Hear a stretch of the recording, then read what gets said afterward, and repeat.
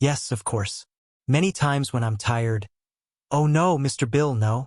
The next second I walk out on stage and say, "Hi, I'm Mother Mary Ruth. I'm having a great time." The first time in Geraldine Page's career that she missed a Broadway show was in June 1987. That night, when her son found her body, he also found something else in her room. There were letters hidden that showed a dark Hollywood plot that went back 30 years.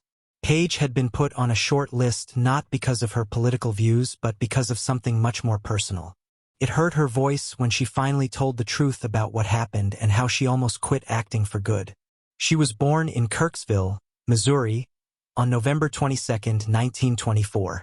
The woman who raised her did housework and was an osteopathic doctor. Her father, Dr. Leon Elwin Page, worked as a doctor. At that time, there were less than 8,000 people living in Kirksville. It was known for its medical school, not for turning out young stars. Even though it was quiet there, Geraldine's early life was shaped by strict family rules, discipline, and quiet desire. The Page family was able to stay stable during the Great Depression, even though things were hard for everyone else.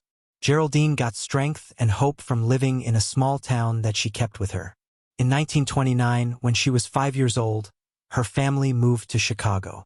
Everything changed when they moved. She left the peace of Kirksville and found herself in the middle of a big, loud city with art, music, and people from everywhere. During the Great Depression, Chicago also had a hard time. It was warm and lively, though. Englewood is a working-class neighborhood where the arts were just beginning to take off. The Page family lived there. Geraldine's world grew a lot. A trip to the theater, the museum, and the busy streets gave her new ideas for her dreams. Acting wasn't one of those dreams at first. Geraldine wanted to paint or play the piano. She played the piano for hours and hours until her fingers hurt. She made notebooks full of drawings and watercolors when she wasn't making music. Her parents told her to do it. They thought that art and music would help her no matter what she did. In those early years, she never even thought about becoming an actress. But all that hard work with the piano and painting taught her to be disciplined and patient. That's what those lessons taught her, even though she didn't know it at the time. She went on stage for the first time when she was 17. A show called Excuse My Dust put her on a small stage at Englewood Methodist Church in 1941. It wasn't a big part. That night, Geraldine felt something she had never felt before. The play wasn't very well known. Music, art, and the energy of the crowd, as well as the thrill of performance, never really interested her. But telling a story did. She knew right then that she had to do something. She had a new dream after seeing that small church stage. Her high school years ended in 1942 when she finished. She had been very involved in both the school's arts and academic programs, which were both well known for being strong. She made art, played music, and was in shows. Her teachers thought she would do great things outside of the Midwest. The world was at war, and Geraldine's life was scary, but she held on to her goals. She planned to go to New York and perform on Broadway. Geraldine did a lot of summer stock theater after school. She worked in small theaters all over the Midwest from 1945 to 1950. The work was hard and not worth it. She was in 3 different plays in 1 week with 3 different parts. It was hot in the summer and cold in the early spring, and the theaters often broke down. She practiced all day and danced at night, so she hardly had time to eat or sleep. However, her skills began to show. People in Chicago began to notice her, even though her name wasn't at the top of the playlists. She was put to the test during those years, but they also made her stronger. Geraldine did odd jobs to make money, but they broke her heart. It was considered rude in those days to check hats at smoky clubs, lead theatergoers to their places as an usher, fold clothes as a sales clerk, and even model lingerie. In workshops, she worked until her hands were raw. These jobs not only kept her going, but they also taught her a lot about what it's like to be poor. In the future, she would use what she learned to give her figures more depth. Gertrude did something brave and moved to New York City in 1950. She only had her suitcase and a bunch of letters from failed interviews with her. It was rough and busy in the city, and there was a lot of competition. She shared apartments with other hopeful artists and lived in small spaces. She also kept getting turned down. But she saved every letter of rejection to remind herself of how determined she was. She had faith in herself even when no one else did. Uta Hagen and Lee Strasberg, two of the best acting teachers at the time, taught her in New York. Uta Hagen taught her to look for the truth in her feelings. Lee Strasberg taught her how to get into her soul for each part. They helped her get better at what she did. At the Square Theatre in Greenwich Village in 1952, Geraldine Page took the stage of The Small Circle.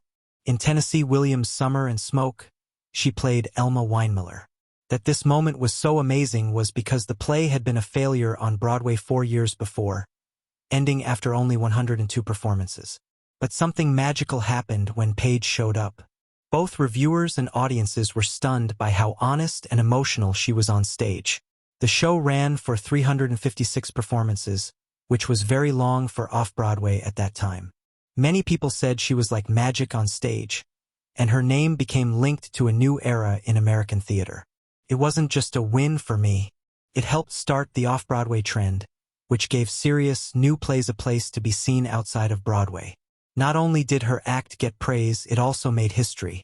It was Geraldine Page who won the New York Drama Critics Award for a part in a show that wasn't on Broadway. Big Apple was thought to be the only place for real theater at the time. Off-Broadway was looked down upon and thought of as a place for little kids to play. But Page's award changed the way people saw off-Broadway. All of a sudden, it became a place where great art could happen. Page's life changed right away after she won. She made a deal with director Charles K. Feldman to work on movies for 7 years. Another important thing is that it helped actors and shows outside of Broadway get more attention.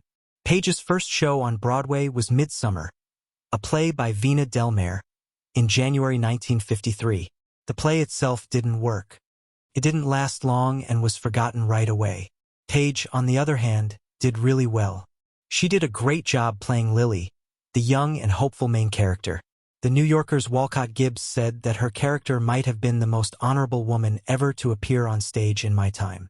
He also said that the part would have been unbearable in the hands of anyone else. Page's skills were clear.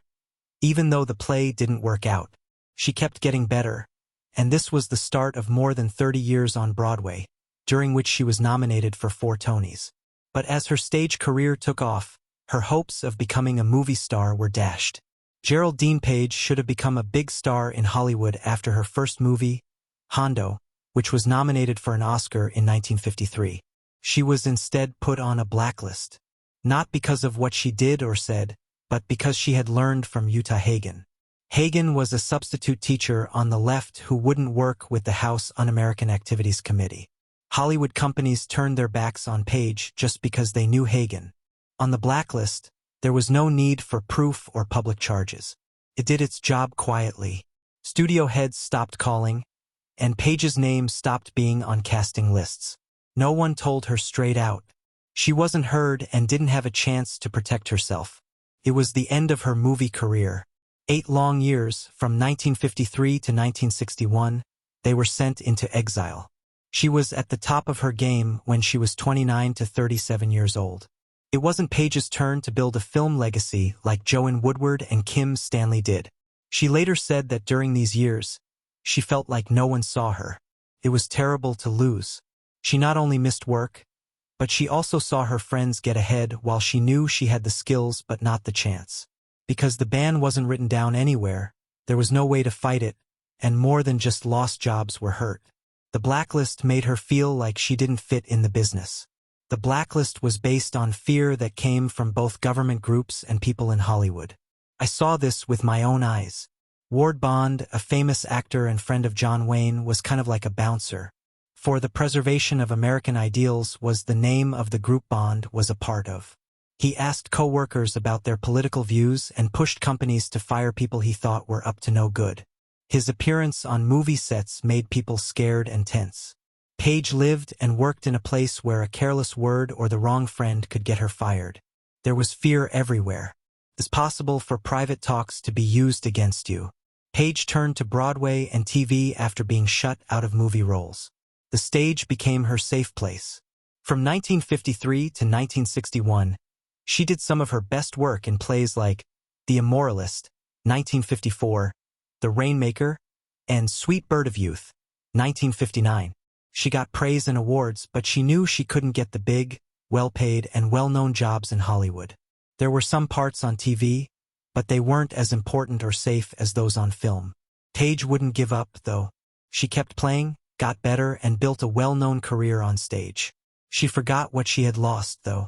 With every success, she felt like she should have been in Hollywood too. That spot was taken away from her not because she wasn't good enough, but because of fear. Page finally came back to movies with Summer and Smoke in 1961. She was 37 years old at the time. She wasn't getting the parts that would have made her a movie star. It was taken away from her the years she should have used to build her film career. But she was strong, talented, and loved playing all the way through. As Princess Cosmonopoulos in Sweet Bird of Youth in 1959, Geraldine Page stunned Broadway with a performance that will never be forgotten. Frank Lloyd Wright wrote the play, and Elliot Kazan directed it.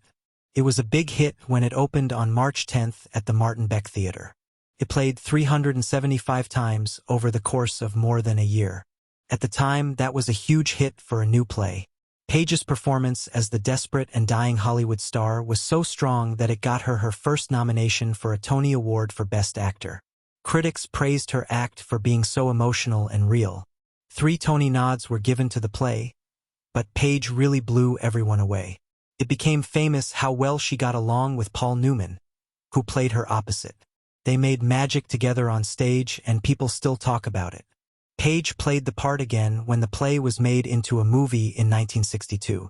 She was nominated for an Oscar and won a Golden Globe, which shows that she was one of the best at making Tennessee Williams characters come to life.